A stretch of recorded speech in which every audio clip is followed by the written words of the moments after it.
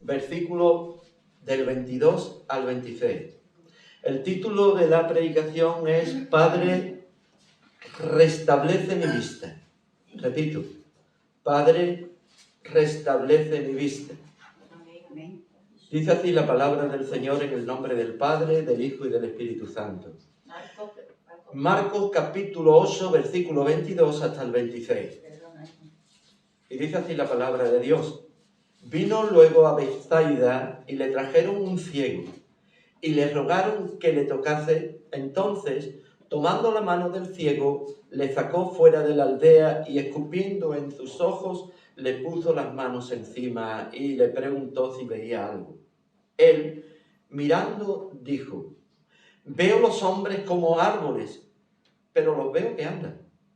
Luego le puso otra vez las manos sobre los ojos y le hizo que mirase y fue restablecido y vio de lejos claramente a todos. Y lo envió a su casa diciendo: no entres en la aldea ni lo digas a nadie en la aldea. Hasta ahí la palabra del Señor. ¿Podéis tomar asiento, hermanos? La escena en la que se censura duramente a los discípulos de Jesús por su falta de visión espiritual la tenemos en este mismo contexto. Aquí tenemos a veces la Biblia en sí, un texto nos puede parecer oscuro. Y aquí como que el Señor está haciendo una doble operación. Él lo toca y le dice que ves, y ve a los hombres, pero lo ve como árboles. Y después hay otro toque de Dios. Y ya ve todo, cuando le restaura la vista, lo ve todo nítidamente. Y no nítidamente, sino que además su visión es larga. La palabra aquí dice aún más allá del horizonte. Está viendo con una exactitud de una visión completa y que nada se escapaba de sus ojos. Pero cuando nosotros estamos viendo este texto, parece como si el Señor tuviera que operar dos veces porque de la primera no fue. Habéis visto a veces que, probando, ¿verdad? Y tiran, dicen, no, la primera es de prueba. La primera no vale. La segunda, a ver qué tal. Pues aquí parece que también la primera no vale. Cuando nosotros conocemos los milagros de Jesús, sabemos que cada milagro es una señal que nos está trayendo, digamos, arrojando luz a acontecimientos que el Señor quiere estar anticipando a una revelación previa a lo que está ocurriendo. Toda señal viene marcada por algo que el Señor espiritualmente va a ir adaptando a la vida, en este caso, de los discípulos. Y evidentemente a aquellos que hemos creído en Jesucristo, que somos discípulos del Señor. Cuando el Señor está ahí en ese lugar, se encuentra este ciego.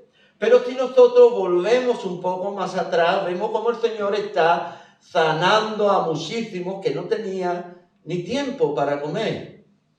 Vemos cómo hace el milagro de los 4.000 panes, de las 4.000 personas.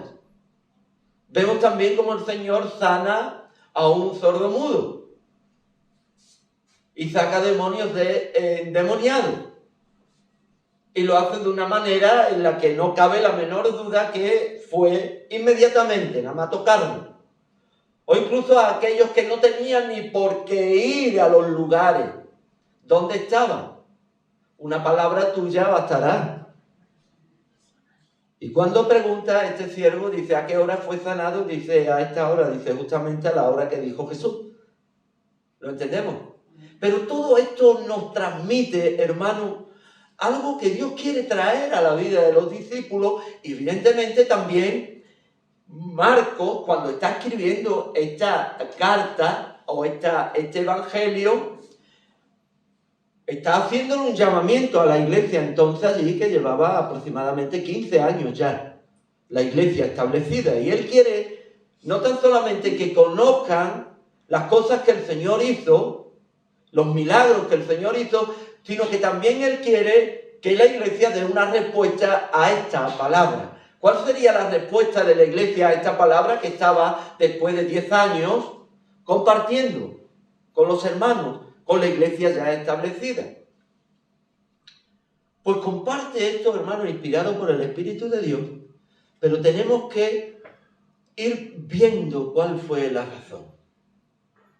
En principio vemos, si leemos un poco más arriba, que en el capítulo mismo 8, vemos en el versículo 14, habían olvidado de traer pan y no tenían sino un pan consigo en la barca, y él les mandó diciendo: mira, guardaos de la levadura de los fariseos y de la levadura de los herodianos. Y discutían entre sí diciendo: ¿es porque no traemos pan? Y entendiéndolo, Jesús les dijo: ¿qué discutís por el pan? ¿Qué estáis diciendo del pan? ¿No entendéis? ¿No comprendéis? ¿Aún tenéis endurecido vuestro corazón? Teniendo ojos no veis, teniendo oídos no oís. ¿Y no recordáis cuando partí los 5 panes entre 5.000, cuántas cestas se llenaron de pedazos? ¿Cuántas recogisteis? ¿Cuántas cestas recogisteis? Y ellos dijeron 12. ¿Y cuándo los 7 panes? Entre 4.000, ¿cuántas cestas recogisteis? 7. ¿Cómo aún no entendéis? Quiere decir, hermanos, que cuando el Señor está hablando aquí, le está diciendo: tienen ojos y no ven. Tienen oídos y no oyen. Va seguidamente, inmediatamente, por una narrativa simbólica en la que un hombre es curado de su ceguera después de pasar primero por un estado intermedio de una visión, hermano, indefinida, que no se definía. Después, a la sanidad, vemos a Pedro con una perspectiva y una idea clara de quién era Jesús. Reconoce la identidad mesiánica de Jesús. Fijémonos por un momento, hermano, aquí en el Evangelio, un poco más adelante.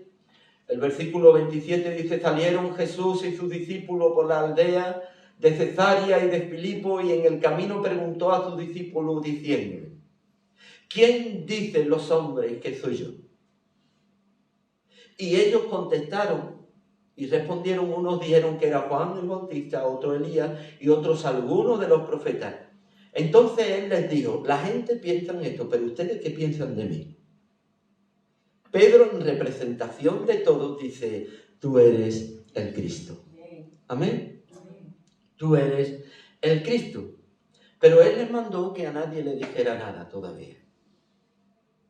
Aunque ellos tenían una visión, todavía que no entendían las cosas que estaban ocurriendo mediante las señales, en medio de esto hay un milagro. Pero hay un milagro que interfiere, que no deja clara la actuación del maestro. Porque el Señor lo toca y dice: ¿qué ves? Y dice: veo a los hombres como ¿qué? Como árboles que están andando. Y de nuevo el Señor los vuelve a tocar. Y esto nos deja un poco así como en retaguardia, como diciendo: cuidado, esto nunca lo ha hecho el Señor. No vemos un milagro del Señor tan solamente aquí. Ahora yo me tengo que preguntar ¿por qué? Porque este milagro tiene que ser un milagro que va en 2 fases para que realmente pueda tener una visión clara.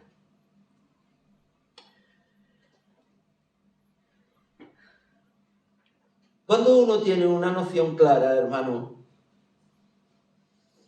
está manifestando el conocimiento que hay en él y la experiencia que está teniendo. Pedro no era un hombre neófito. Pedro, como hebreo, como judío, conocía las Escrituras. Y él conocía que aquel que estaba obrando tenía señales que avalaban que él era el Cristo. Y como consecuencia de lo que estaba ocurriendo, él manifiesta lo que él realmente cree. Fíjense lo que dice en Isaías, capítulo 35, versículos 4 y 5. Aquí nos está hablando, hermano, del futuro glorioso de Sion. En este capítulo 35 de Isaías, leemos en el versículo 4 lo siguiente. Oigan, decía a los de corazón apocado, esforzaos, no temáis, he aquí que vuestro Dios viene con retribución, con pago. Dios mismo vendrá y os salvará. Entonces, cuando venga el Señor, habrá una serie de manifestaciones que evidenciarán la manifestación del Mesías, del Cristo. Entre ellas será esta: los ojos de los ciegos serán abiertos y los oídos de los sordos se abrirán. Poco tiempo después el Señor había hecho hablar a un sordo mudo. Después el Señor hace ver a un ciego. Lo que declara el apóstol Pedro es la manifestación que se está haciendo evidente allí. Y le dice: tú eres el ungido de Jehová. Tú eres el Cristo. No me cabe la menor duda. ¿Por qué? Porque está evidenciando manifestaciones que ya están siendo proféticas y se están cumpliendo. ¿Lo entendéis, hermanos? Esto es lo que él relata. Por lo tanto, hermanos, cuando nosotros vemos este futuro glorioso de Sion, lo que muestra es que su visión no es completa también. Él está dando por eso un reinado. Pero no estaba completa su visión. Él no estaba viendo con claridad. Él estaba viendo tan solamente lo que el Señor había manifestado en este momento de Isaías 35. Y todo lo contrario. Esto lo conducirá gradualmente a un estado de ceguera, tal que llegará al colmo de negar incluso a nuestro Señor Jesucristo. Y esto ocurrió en el capítulo 14, si alguno lo quiere leer en la casa, ¿verdad? Ocurre que el Señor le dice: antes que cante el gallo 3 veces me negará, 2 veces me negará 3. Y fue así, de esa manera. Es fundamental este episodio que hemos estado leyendo, hermano, porque provee un puente entre la actividad de Jesús en Galilea y el territorio no judío y su viaje a Jerusalén. Esto va a servir de puente. Este mismo milagro va a servir de puente. Va a ser una transición. ¿Para qué? Para que los discípulos puedan abrir los ojos, puedan ver con claridad. La necesidad de entender la enseñanza es lo que el Señor, y esta es la idea, hermano. Es la necesidad que tenían los discípulos de aprender la enseñanza de la misma mano de nuestro Maestro. De actividad sanadora de Jesús a la luz del ministerio de la cruz. Esta era la idea, de poder llevar a sus discípulos a poder entender que el camino de Jesús a Jerusalén era el camino de la cruz. Y si no podía pasar por ese camino de la cruz, si no podía llegar a la cruz, todo era en vano. Ellos pensaban que era el Cristo. Pues claro que es el Cristo. Pero había algo que no tenían ellos claro y que tenían que verlo con total nitidez. Y es que el Señor tenía que sufrir de los gentiles, de los de su pueblo, siendo azotado, crucificado, sepultado y resucitado. Y esto es lo que no entendían. De tal manera que aquí mismo, en el versículo que continúa, a partir del versículo 31, oiga el mismo Pedro que le dice al Señor que Él era el Cristo. Fijémonos ahora cómo el Señor le reprende.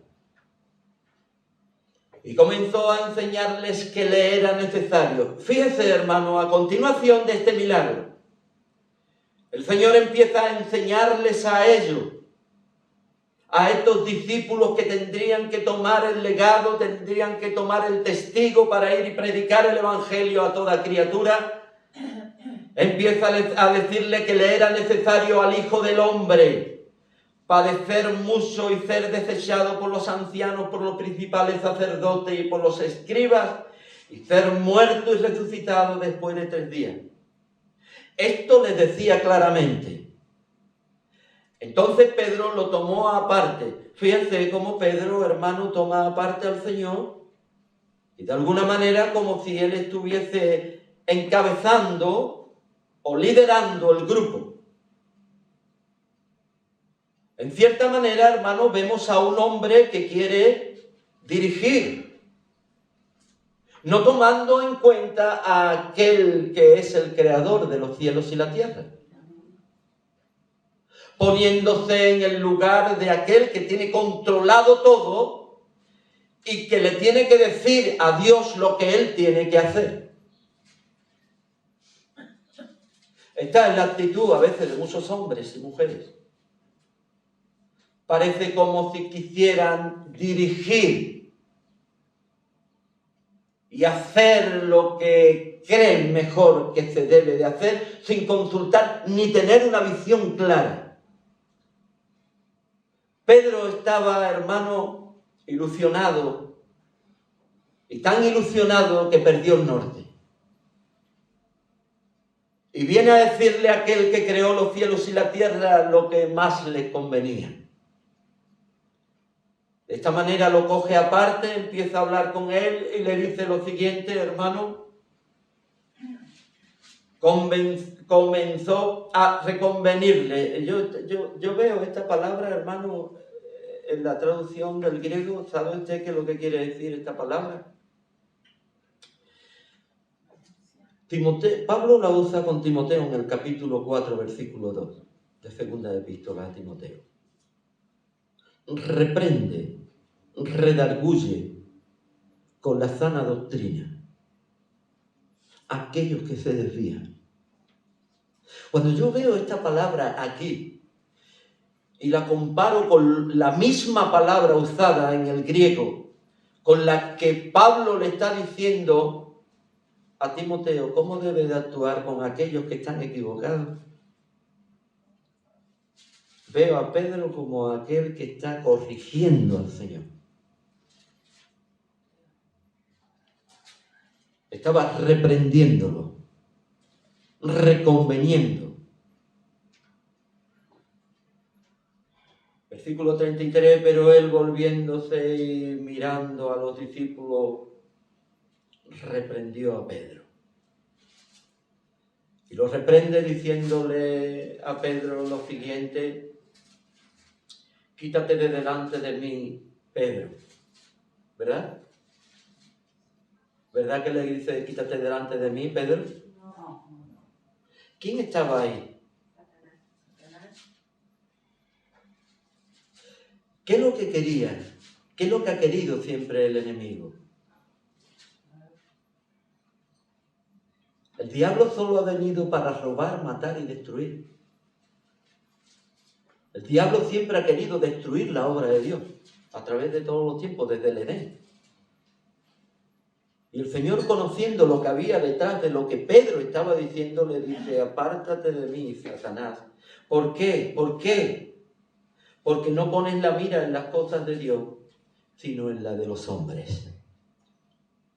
Entonces, hermanos, cuando nosotros vemos esto, el Señor tiene la necesidad y repito, insisto, hermano, de enseñar la actitud sanadora de Jesús a la luz del ministerio de la luz. Dios quiere revelar esto mismo, la cruz, la cruz. Hay una relación entre los discípulos y el ciego que resulta ser la clave principal. Los discípulos, por un lado, tienen ojos y no ven, tienen oídos y no oyen. Y por otro lado, el milagro del ciego que cuando ve, no ve nítidamente. Pero después vemos que Dios tiene un trato con el ciego y ve claramente. Entonces, ¿qué está haciendo el Señor aquí? Porque existe una relación. Lo mismo que existe una relación entre el ciego e Israel. Fijémonos lo que dice la palabra del Señor en Jeremías 31-32. No como el pacto que hice con sus padres el día que lo tomé de su mano para sacarlo de la tierra de Egipto. Lea usted ahora el versículo 22 del capítulo 8 de Marcos. Vino luego a Bethsaida y le trajeron un ciego y le rogaron que le tocase. Entonces, tomándolo ¿de dónde? De la mano. Tomándolo de la mano al ciego. Existe una relación de todo esto. El Señor está ya hablando de que de una manera particular el Señor tomó de la mano a Israel. Jeremías capítulo 31, versículo 32. Porque ellos invalidaron mi pacto, aunque fui yo un marido para ellos, dice Jehová. Entonces todo está conectado. Lo que el Señor está enseñando a los discípulos es que el mismo Dios que sacó con su mano de Egipto es el mismo Dios que está tratando a este ciego y de una manera particular. ¿Veis cómo el Señor continuamente tiene que decir: no endurezcáis vuestros corazones como el día de Meribá, cuando salisteis de Egipto, donde me tentaron vuestros padres? 40 años estuve disgustado con la nación y dije: pueblo es que divaga de corazón y no han entendido mis caminos. Durante 40 años no vieron el propósito de Dios. Los discípulos estaban allí y no estaban viendo que el mismo Dios le estaba enseñando que el camino de la cruz era necesario para que el pueblo de Dios fuese salvo. Pero ellos querían un Cristo glorioso que pudiera aumentar la fuerza y la capacidad de esta nación de Israel que estaba viviendo bajo una opresión, y que Él manifestara su poder de la misma manera que manifestó el Dios Todopoderoso su poder en Egipto. Pero el camino de la cruz era necesario. Amén. El camino de la cruz era necesario. Y aún en el futuro escatológico también nos habla esto. Dice Isaías 42, 6 y 7, yo Jehová te he llamado en justicia y te sostendré por la mano. Te guardaré y te pondré por pacto al pueblo, por luz de las naciones, para que abra los ojos de los ciegos. Y está hablando del Señor. Amén. Y está hablando de un futuro glorioso, el futuro glorioso que Dios va a manifestar. Todo esto tiene que estar delante de aquellos que estaban hablando con el Señor. Pero aquí podemos ver, hermano, una redención histórica, pero que va en progreso. Va de paso a paso. Va abriéndose camino.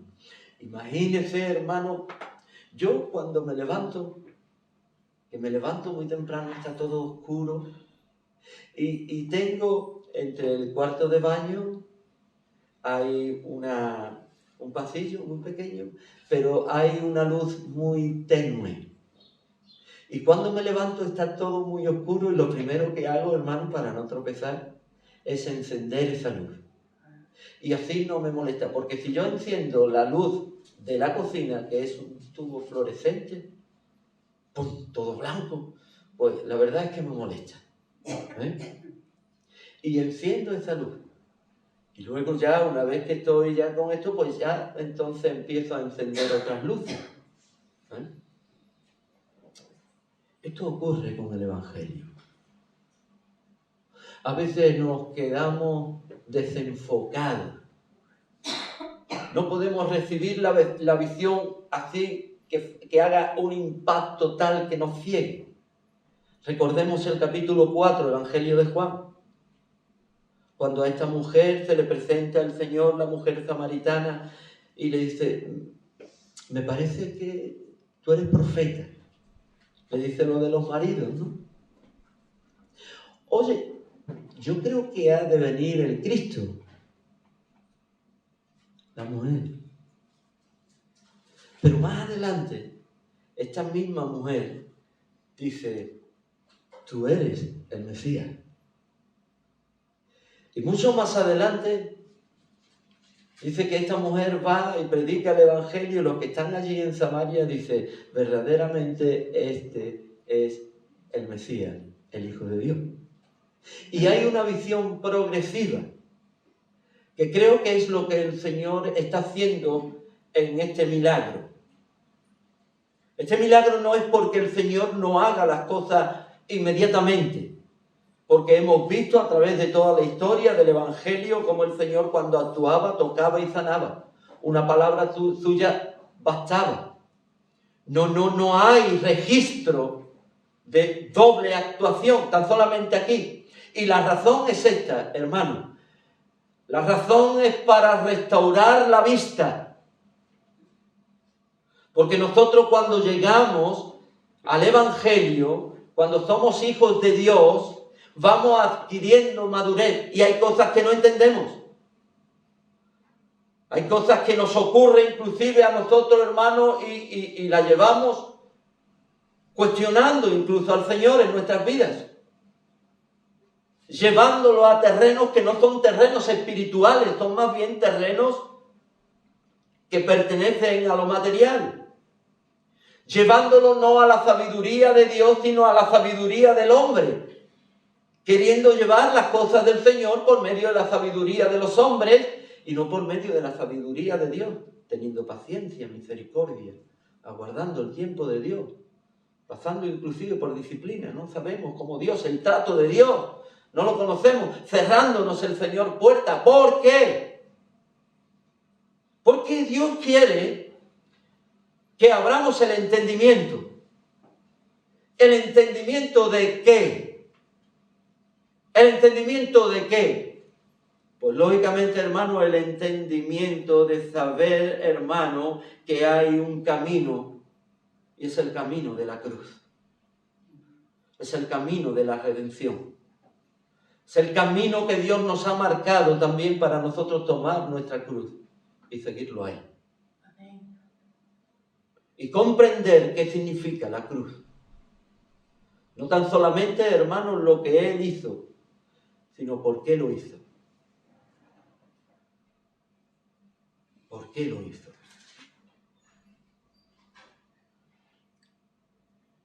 Esto va en progresión.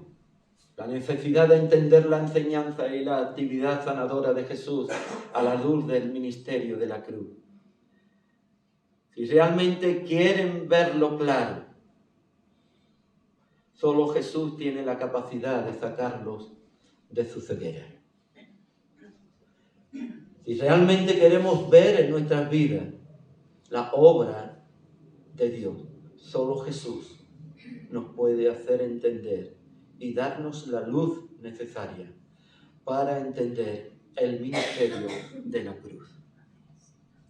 De igual manera, el relato anticiparía que los discípulos podrán ver con claridad, como el ciego también vio con claridad, tan solamente después de la resurrección. No lo veían claro hasta entonces, sino tan solamente hasta después de la resurrección de Cristo, hasta que ocurrió todo. Es decir, solo hasta que tengan lugar los acontecimientos anunciados por Jesús. ¿Qué acontecimientos? Y comenzó a enseñarles que le era necesario al Hijo del Hombre padecer mucho y ser desechado por los ancianos, por los principales sacerdotes y por los escribas, y ser muerto y resucitado después de 3 días. Hasta entonces no entendieron. Mientras tanto vivían ciegos. Mientras tanto veían a los hombres como árboles. No entendieron el plan de Dios. En 1 Corintios, capítulo 1, versículo 18,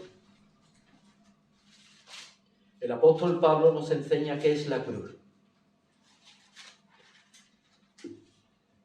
El versículo 18 dice: porque la palabra de la cruz es locura a los que se pierden, pero a los que se salvan, esto es, a nosotros, es poder de Dios. Amén. Esta es la cruz. La cruz es el poder de Dios. Y la respuesta al poder de Dios es la respuesta de la resurrección. La cruz es sinónimo de resurrección.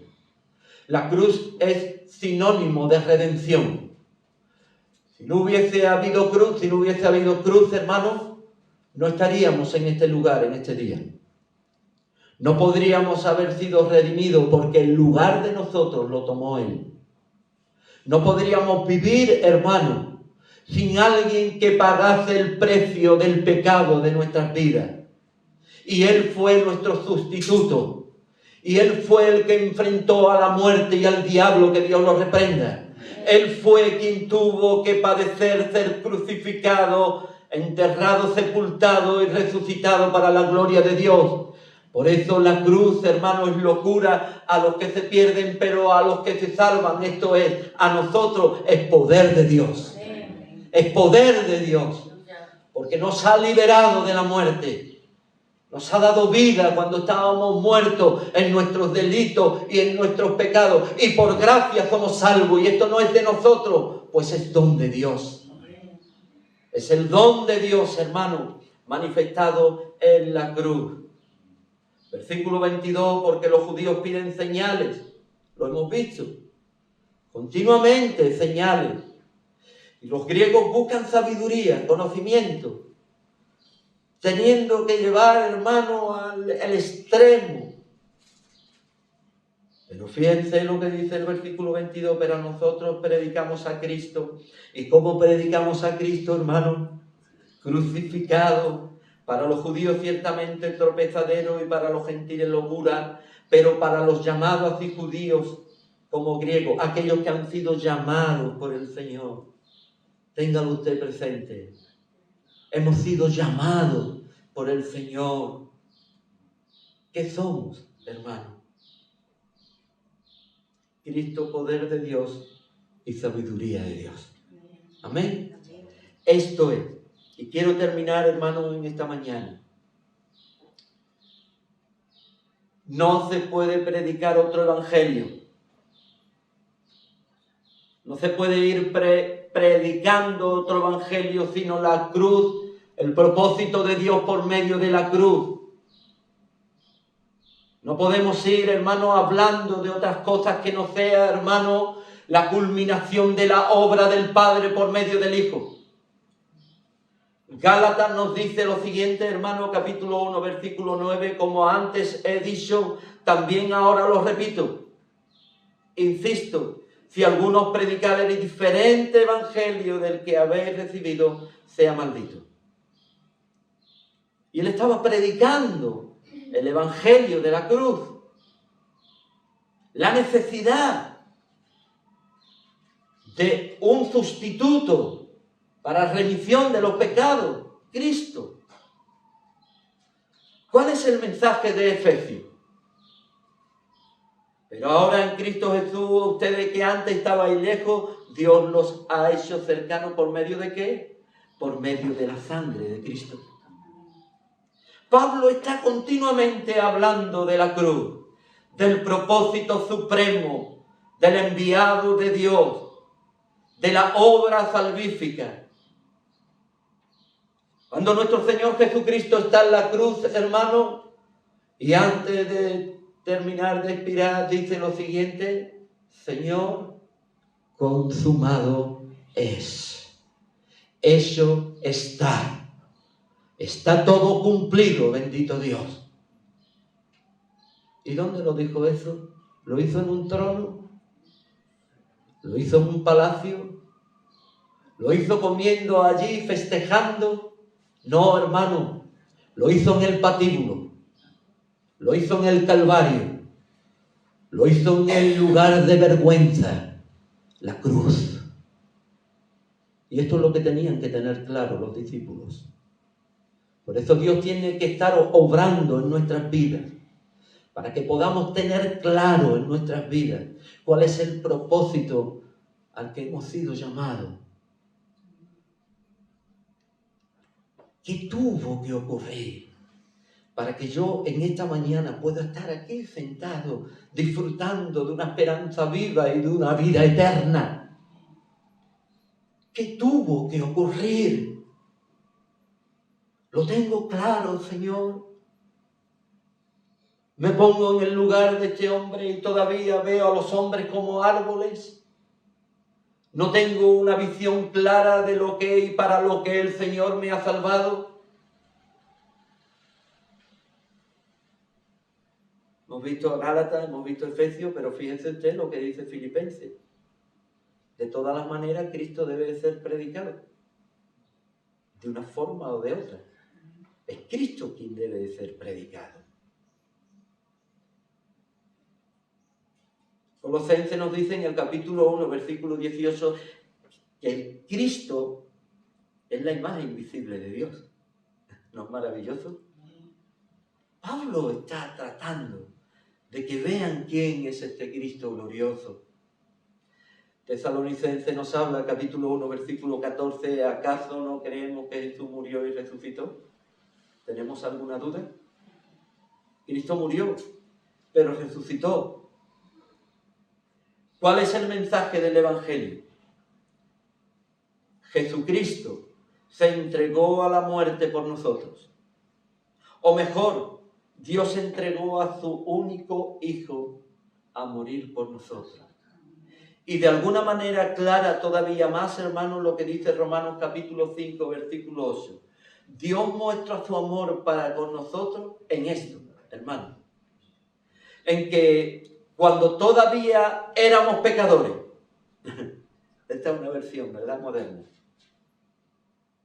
Cuando todavía éramos pecadores, Cristo murió por nosotros. Ahora bien, tendremos que pedirle al Señor que restablezca nuestra visión. Este es mi deseo cada día, hermano.